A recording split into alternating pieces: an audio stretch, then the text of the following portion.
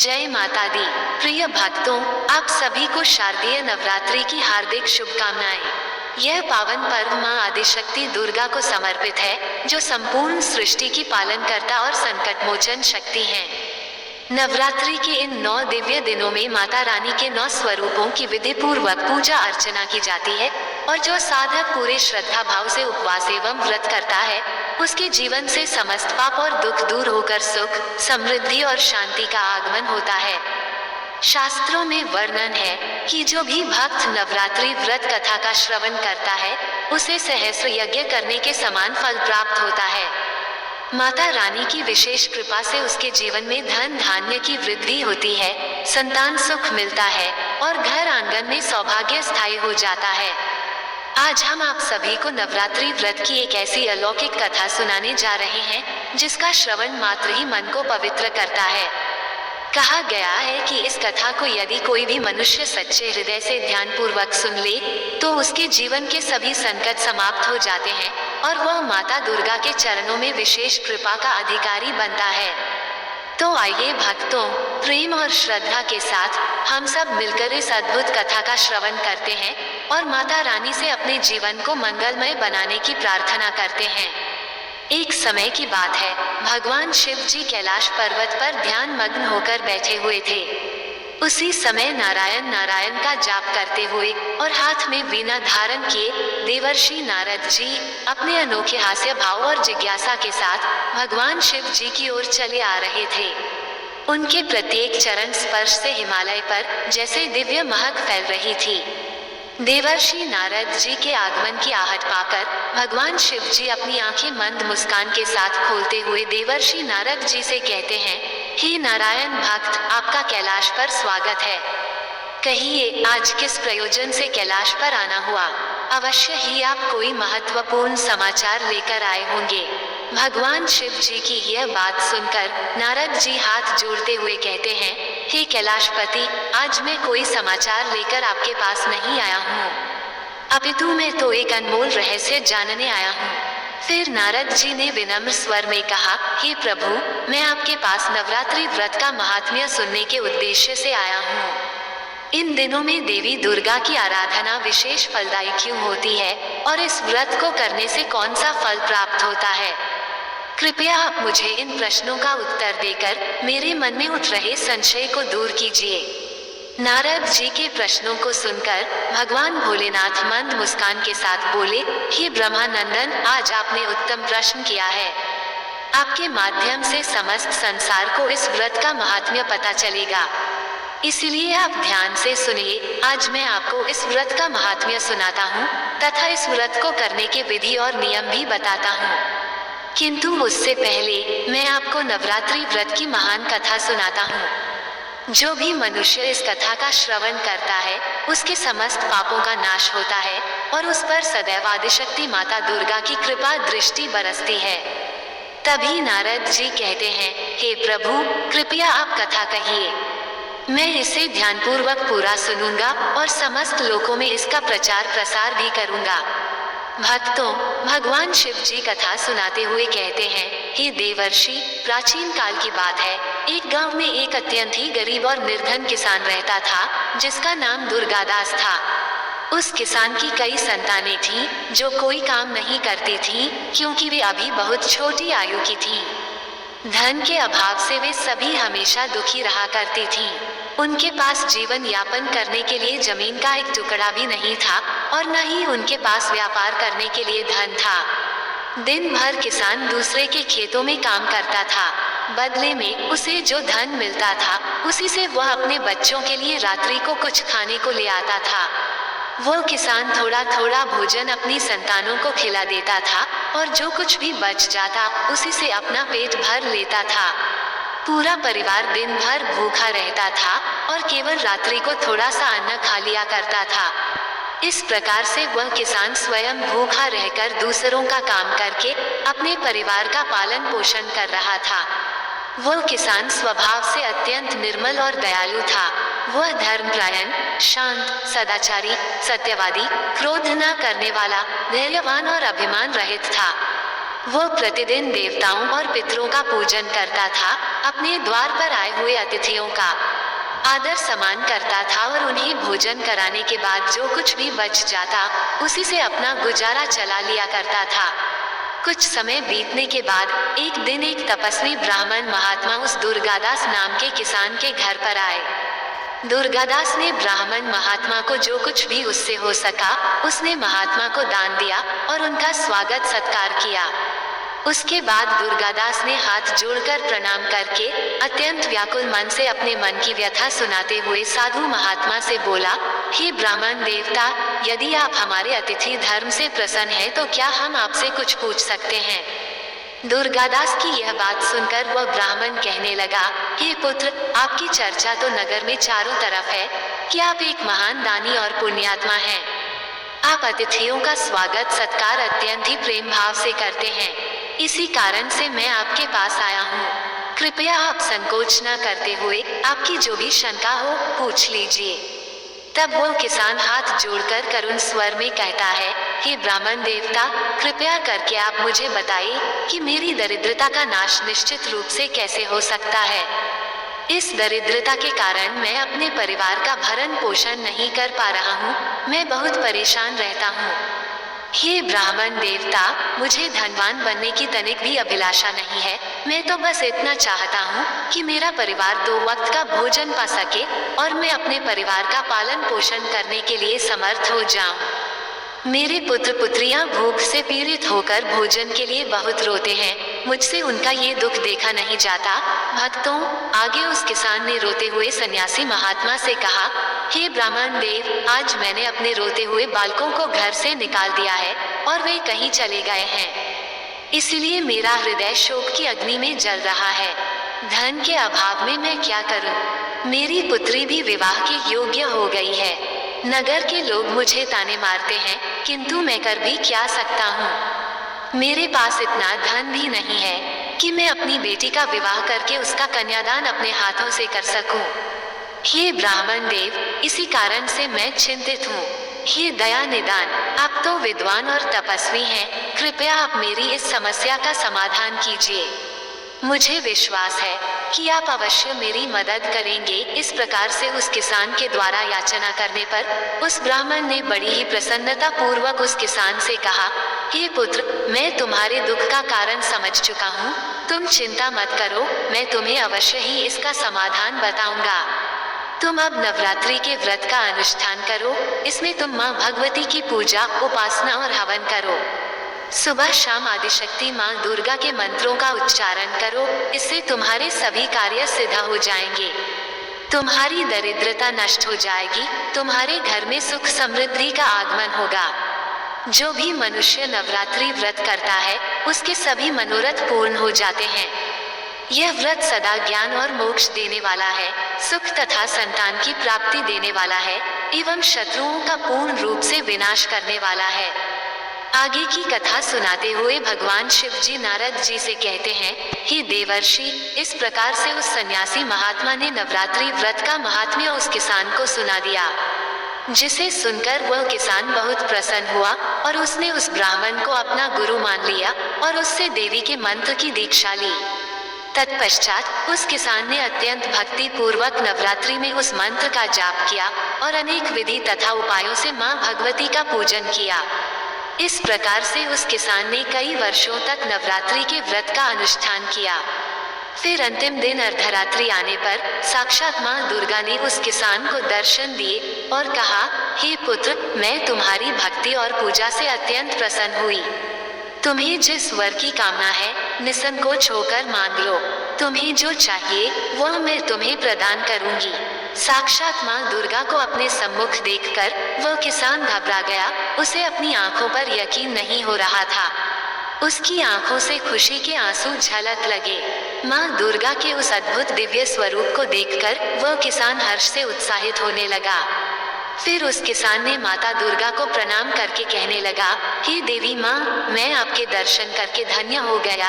आपके इस अलौकिक स्वरूप को देखकर मेरे सभी कष्ट दूर हो गए। हे माता, आपके दर्शन अत्यंत दुर्लभ हैं। आप तो त्रिलोक सुंदरी, सर्वशक्तिमान और समस्त संसार की जननी है। मुझ जैसे साधारण भक्त को आपने दर्शन देकर बहुत बड़ा उपकार किया है। हे देवी माँ, अब मेरे मन में कोई कामना नहीं है। आपके दर्शन से ही मेरे सारे दुख मिट गए हैं। बस केवल मुझ पर इतनी कृपा कीजिए कि मेरे पुत्र पुत्रियों को पर्याप्त भोजन प्राप्त हो जाए, जिससे उन्हें नित्य भूखा न सोना पड़े। दुर्गादास की विनम्रता और उसकी निराश्रित स्थिति देखकर माँ दुर्गा ने मधुर मुस्कान के साथ कहा, हे पुत्र, मैं तुम्हारी सच्ची भक्ति और तुम्हारे तप से प्रसन्न हूँ। तुम्हारी दरिद्रता का अब अंत होगा। तुम्हारा घर धन धान्य से भर जाएगा और तुम्हारे परिवार की सारी समस्याएं समाप्त हो जाएंगी। तुम्हारे बच्चों को भी अच्छा भविष्य मिलेगा और तुम्हारी पुत्री का विवाह जल्द ही होगा। मैं तुम्हें यह वरदान देती हूँ। इतना कहने के बाद उस स्थान पर एक दिव्य प्रकाश उत्पन्न हुआ और देवी दुर्गा अंतर ध्यान हो गई। उसी क्षण दुर्गादास किसान का घर प्रकाश से भर गया और उसकी दरिद्रता समाप्त हो गई। देखते ही देखते उसके छोटे से घर की जगह एक विशाल महल खड़ा हो गया। उस महल में स्वर्ण मणियों और बहुमूल्य रत्नों का भंडार भर गया। उसकी सारी संतानें यह अद्भुत दृश्य देखकर खुशी से तृप्त हो गईं। दुर्गादास के पास अब न केवल अपने परिवार के लिए अन्न था, बल्कि वह दूसरों की भी मदद कर सकता था। कुछ दिनों बाद उस किसान ने अपनी पुत्री के लिए एक अच्छा सा वर देखकर उसका विवाह कर दिया। भक्तों, इतना धनवान बनने के बाद भी उस किसान ने अपनी भक्ति और श्रद्धा को कभी नहीं छोड़ा। वह प्रतिदिन माँ दुर्गा की पूजा करता और उनके प्रति आभार व्यक्त करता था। उसका जीवन अब आनंद और समृद्धि से भर गया था। उसके परिवार ने भी माँ दुर्गा के प्रति भक्ति और समर्पण को अपनाया और वे सभी माँ के आशीर्वाद से सुखी जीवन व्यतीत करने लगे। भगवान शिव कहते हैं, हे देवर्षि, इस प्रकार से मैंने आपको नवरात्रि व्रत की महान कथा सुनाई है। इस कथा को सुनने मात्र से ही व्रती मनुष्य के सभी कार्य सफल हो जाते हैं। जो मनुष्य पूरे नवरात्र उपवास करने में असमर्थ है, वह प्रथम और अंतिम दिन का उपवास करके यथोचित फल प्राप्त कर सकता है। हे देवर्षि, नवरात्र के अंतिम दिन व्रती को पूजन, हवन, कन्या पूजन तथा ब्राह्मण भोजन अवश्य कराना चाहिए। ऐसा करने से उसका व्रत सफल हो जाता है। समस्त भूमंडल में जितने भी प्रकार के व्रत और दान हैं, वे इस नवरात्र व्रत के तुल्य नहीं हैं, क्योंकि यह व्रत सदा धन धान्य प्रदान करने वाला, सुख तथा संतान की वृद्धि करने वाला, आयु और आरोग्य प्रदान करने वाला और स्वर्ग तथा मोक्ष देने वाला है। जिस भी स्त्री को संतान प्राप्ति की कामना है, उसे इस सौभाग्यदायी और कल्याणकारी व्रत का विधिपूर्वक सच्ची श्रद्धा से अनुष्ठान करना चाहिए। इस व्रत का अनुष्ठान करने से सभी मनोरथ पूर्ण हो जाते हैं। पूर्वजन्म में जिन लोगों द्वारा यह उत्तम व्रत नहीं किया गया है, वे इस जन्म में रोगग्रस्त, दरिद्र तथा संतानरहित होते हैं। भक्तों, फिर भगवान शिव जी नारद जी से कहते हैं, हे देवर्षि, मैं तुम्हें नवरात्रि व्रत से संबंधित एक और अलौकिक कथा का श्रवण करा रहा हूँ, इसे ध्यानपूर्वक सुनना। कथा प्रारंभ करते हुए भगवान शिव जी कहते हैं, हे नारायण भक्त, किसी गांव में गोपाल नाम का एक शिल्पकार रहता था। वह अपने हाथों से अच्छी अच्छी मूर्तियां बनाता था, फिर उन मूर्तियों को शहर में जाकर बेचा करता था। इस तरह से वह अपने परिवार का पालन पोषण करता था। गोपाल का विवाह एक अत्यंत ही सुंदर स्त्री के साथ हुआ था, जिसका नाम सुकन्या था। वह सुंदर होने के साथ ही साथ दयावान और धर्मपरायण स्त्री थी। वह प्रत्येक कार्य में अपने पति का सहयोग करती थी और अच्छी तरह से अपने परिवार का पालन पोषण कर रही थी। वह अपने परिवार के साथ सुखमय जीवन व्यतीत कर रही थी। एक दिन गोपाल मूर्तियों को शहर में बेचने के लिए गया हुआ था और जब वह अपनी मूर्तियों को बाजार में बेच रहा था, तभी उसकी दुकान पर एक आदमी आता है और गोपाल से मूर्ति लेता है, लेकिन वह व्यक्ति उसको उस मूर्ति का दाम देना भूल जाता है और मूर्ति लेकर चला जाता है। गोपाल उस व्यक्ति को आवाज लगाने लगता है, किंतु वह व्यक्ति उससे बहुत दूर पहुंच गया था, इसलिए वह गोपाल की आवाज नहीं सुन पाता है और वहां से चला जाता है। गोपाल अपनी मूर्ति का दाम लेने के लिए उस व्यक्ति के पीछे भागने लगता है। तभी अचानक से गोपाल के पीछे से आ रही एक बैलगाड़ी उसके ऊपर चढ़ जाती है, जिससे उसे बहुत सी चोटें आती हैं और वह घायल हो जाता है। उस घटना के कारण गोपाल का दाहिना हाथ काटना पड़ जाता है, क्योंकि उसका दाहिना हाथ बिल्कुल खराब हो गया था। इसलिए अब वो अपने हाथों से मूर्तियां नहीं बना सकता था। उस हादसे में गोपाल का दाहिना हाथ कट जाने के कारण उसका जीवन बड़ा ही कष्ट में हो गया था। इस बात को लेकर उसकी पत्नी सुकन्या बहुत दुखी रहने लगी थी। गोपाल और उसकी पत्नी माँ दुर्गा की प्रतिदिन पूजा अर्चना किया करते थे। उस दिन भी वे दोनों माँ दुर्गा की पूजा कर रहे थे। तभी गोपाल की पत्नी माँ दुर्गा से कहती है, हे देवी माँ, हमारे साथ ऐसा क्यों हो गया? हमने ऐसा कौन सा पाप किया था जिसकी आपने हमें इतनी बड़ी सजा दी? अब हमारा घर कैसे चलेगा और अब हमें घर चलाने के लिए प्रतिदिन कर्ज लेना पड़ रहा है। तब भी हमारा घर ठीक से नहीं चल पा रहा है। इस बात को लेकर मैं दिन रात बहुत चिंतित रहती हूँ और आज से कुछ ही दिनों बाद नवरात्रि भी आ रही है। सब कुछ कैसे होगा? गोपाल अपनी पत्नी की इन बातों को सुन रहा था। फिर उसने अपनी पत्नी की ओर देखते हुए कहा, हे प्रिय, तुम ज्यादा चिंता ना करो, कोई ना कोई रास्ता अवश्य ही मिल जाएगा। मेरा दाहिना हाथ कट गया है तो क्या हुआ? भगवान ने मनुष्य को दो हाथ किस लिए दिए हैं? जब कभी मनुष्य के एक हाथ को कुछ हो जाए तो वह अपने दूसरे हाथ से कार्यों को कर सके। इसलिए मैं अपने एक हाथ का उपयोग करके मूर्तियां बनाऊंगा और उन्हें शहर ले जाकर बेचूंगा। अपने पति की यह बात सुनकर गोपाल की पत्नी दुखी मन से कहती है, हे स्वामी, आप ये कैसी बातें कर रहे हैं? आपको पता है ना कि अब आपका दाहिना हाथ नहीं बचा है, इसलिए आप बाएं हाथ से कैसे मूर्तियां बना पाएंगे? फिर गोपाल सुकन्या से कहता है, हे प्रिय, वह सब देवी माँ देख लेंगी और वैसे भी नवरात्रि का महापर्व आने वाला है, इसलिए कई सारे लोग मेरे पास देवी माँ की मूर्तियाँ बनवाने के लिए आएंगे। लेकिन अगर मैं ऐसे ही घर में बैठकर अपना हाथ कट जाने का शोक मनाता रहा तो मैं कुछ नहीं कर पाऊंगा और मैं अपने परिवार का पालन पोषण भी नहीं कर पाऊंगा, जिसके लिए मुझे दुकान पर जाना ही पड़ेगा। अपनी पत्नी से इतना कहकर गोपाल बड़े ही आत्मविश्वास के साथ अपनी दुकान पर चला जाता है और अपनी दुकान पर पहुंचकर वह अपने मन में सोचने लगता है, आज से ही मुझे वापस अपना काम शुरू कर देना चाहिए, क्योंकि नवरात्रि आने में ज्यादा दिन नहीं बचे हैं। इसलिए मैं अगर एक भी मूर्ति नहीं बना पाया तो मुझे और मेरी पत्नी को भूखा रहना पड़ेगा। लेकिन अगर मैंने किसी भी तरह से एक मूर्ति बना ली तो उसे बेचने पर कुछ तो धन मिल ही जाएगा, जिससे मेरे परिवार का पालन पोषण हो जाएगा। अपने मन में इतना सोचकर गोपाल मूर्ति बनाने लगता है, लेकिन उसका दाहिना हाथ कट जाने के कारण उसे मूर्ति बनाने में बहुत परेशानी हो रही थी, क्योंकि एक हाथ से मूर्ति बनाना बहुत ही कठिन काम होता है। वह मूर्ति को बार बार बनाता और मूर्ति बार बार बिगड़ जाती थी और अच्छी नहीं बन पाती थी। गोपाल प्रतिदिन अपनी दुकान पर पहुंचकर अपने एक हाथ से मूर्ति बनाने का प्रयास करता रहता था, किंतु उसने हिम्मत नहीं हारी। धीरे धीरे वह मूर्तियों को बनाने लगता है। मूर्तियां बनाने के बाद गोपाल अपने घर वापस चला आता है। तब उसकी पत्नी उससे कहती है, हे स्वामी, क्या हुआ? देवी माँ की मूर्तियां अभी तक तैयार नहीं हुई। अपनी पत्नी की बात सुनकर गोपाल अपनी पत्नी से कहता है, हे प्रिया, मैं कोशिश तो बहुत कर रहा हूँ, लेकिन मूर्तियां अभी तक पूरी नहीं बन पाई हैं। फिर गोपाल की पत्नी उससे कहती है, आप देख लीजिए, आज शाम तक का ही समय है। अगर पूरी मूर्तियां बन जाएंगी तो सही है, नहीं तो हमें काफी देर हो जाएगी, क्योंकि सभी लोगों ने नवरात्रि के लिए मूर्तियां खरीद ली हैं।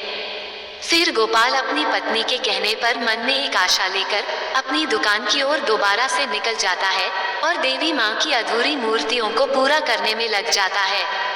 गोपाल को उन मूर्तियों को बनाते हुए सुबह से शाम हो जाती है, लेकिन अंत में वह मूर्तियों को बना देता है। फिर गोपाल अपने मन में देवी माँ का धन्यवाद करते हुए कहता है, हे देवी माँ, अब मूर्ति बनकर तैयार हो गई है। अब मैं इन मूर्तियों को बाजार में ले जाकर बेच देता हूँ, जिससे मुझे कुछ धन मिल जाएगा, तो मेरे घर की थोड़ी बहुत स्थिति सुधर जाएगी। भक्तों, गोपाल अपने मन में ये सोच ही रहा था कि तभी अचानक से उसकी दुकान पर एक छोटी सी बच्ची आ जाती है और वह छोटी बच्ची गोपाल से कहती है, भैया, क्या आप मुझे एक देवी माँ की मूर्ति दे सकते हैं, क्योंकि मैं इस नवरात्रि देवी माँ की स्थापना करूंगी। इसलिए अगर आप मुझे एक देवी माँ की मूर्ति दे देंगे तो आपका मेरे ऊपर बड़ा उपकार हो जाएगा। उस छोटी लड़की की बात सुनकर गोपाल उस छोटी बच्ची से कहता है, हे पुत्री, यह मूर्ति बेचने के लिए है, इसलिए मैं आपको यह मूर्ति ऐसे नहीं दे सकता हूँ। ये सुनकर वह छोटी लड़की उदास हो जाती है और करुण स्वर में गोपाल से कहती है, कृपया करके मुझे यह मूर्ति दे दीजिए। मेरे पास धन नहीं, लेकिन मैं इस बार माता की स्थापना करना चाहती हूँ, इसलिए अगर आप मुझे यह मूर्ति दे देंगे तो मैं देवी माँ से कहूँगी कि वे आपकी सभी मनोकामना पूर्ण कर दें। उस छोटी लड़की की बात सुनकर गोपाल का हृदय द्रवित हो उठता है और वह अपने मन में सोचने लगता है कि यह छोटी लड़की बड़ी उम्मीद के साथ मेरे पास आई है, इसलिए मैं इसे खाली कैसे भेज सकता हूँ। लेकिन मैंने यह मूर्ति अगर इस लड़की को मुफ्त में दे दी तो मेरे घर का गुजर बसर करने में बड़ी ही कठिनाई आ जाएगी। किंतु मैं इस लड़की को ऐसे निराश भी नहीं कर सकता हूँ, क्योंकि यह भी तो देवी माँ का ही रूप है। इसलिए मैं इस लड़की को यह मूर्ति दे देता हूँ। अपने मन में इतना सोचकर गोपाल उस छोटी सी बच्ची से कहता है, लो पुत्री, तुम ही यह मूर्ति रख लो, मैं बेचने के लिए दूसरी बना लूंगा। फिर गोपाल उस छोटी लड़की को वह मूर्ति दे देता है। गोपाल उस छोटी लड़की के हाथ में जैसे ही देवी माँ की मूर्ति रखता है, वैसे ही वह छोटी लड़की अपना रूप बदल लेती है और साक्षात देवी माँ के रूप में आ जाती है।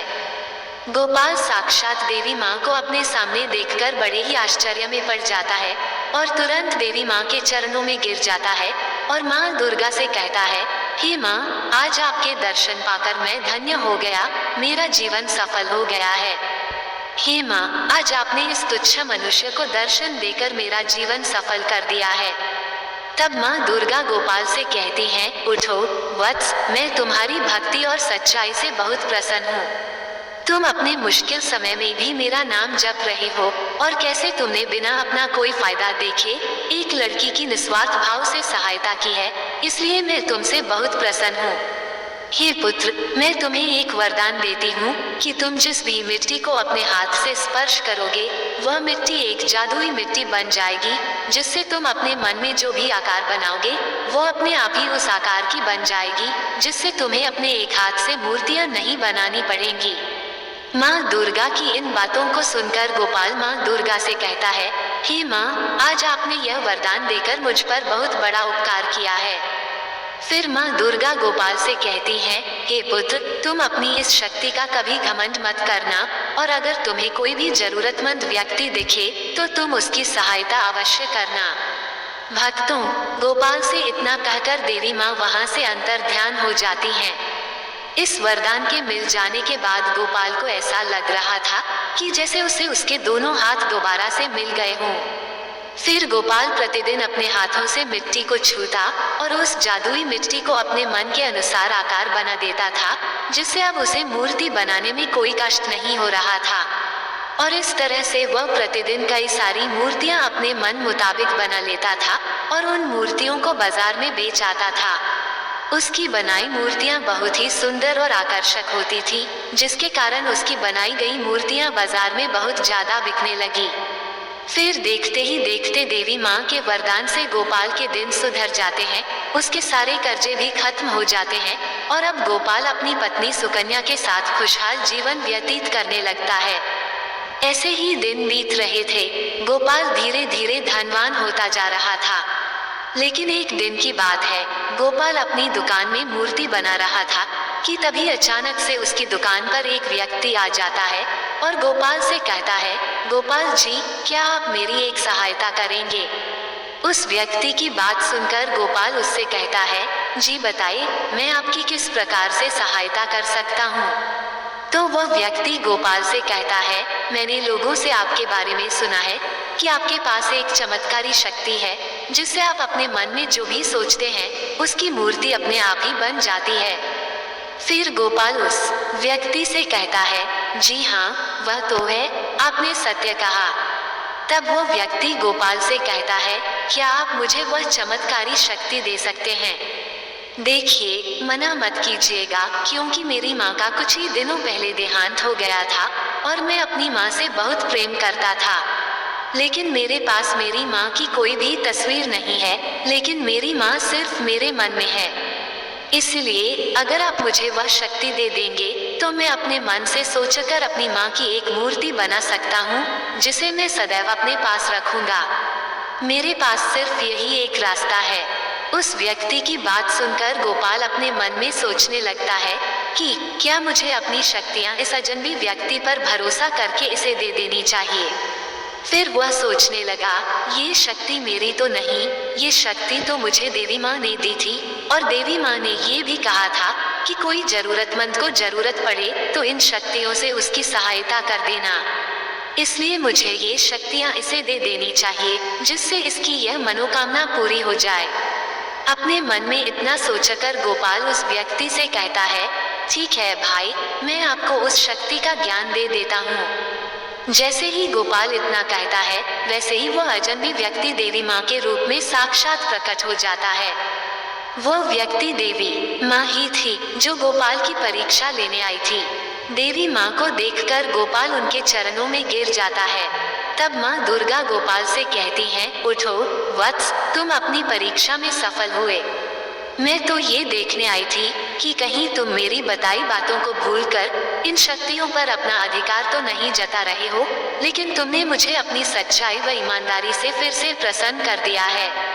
इसलिए हे पुत्र, मैं तुम्हें वरदान देती हूँ कि तुम्हारी सभी मनोकामनाएं अवश्य पूर्ण हो जाएंगी, जिससे तुम कभी भी गरीब नहीं रहोगे। गोपाल से इतना कहकर माँ दुर्गा वहाँ से अंतर्ध्यान हो जाती हैं। फिर गोपाल अपनी पत्नी सुकन्या के साथ सुखपूर्वक से अपने जीवन का निर्वाहन करने लगता है। जय माँ दुर्गा, जय माता दी।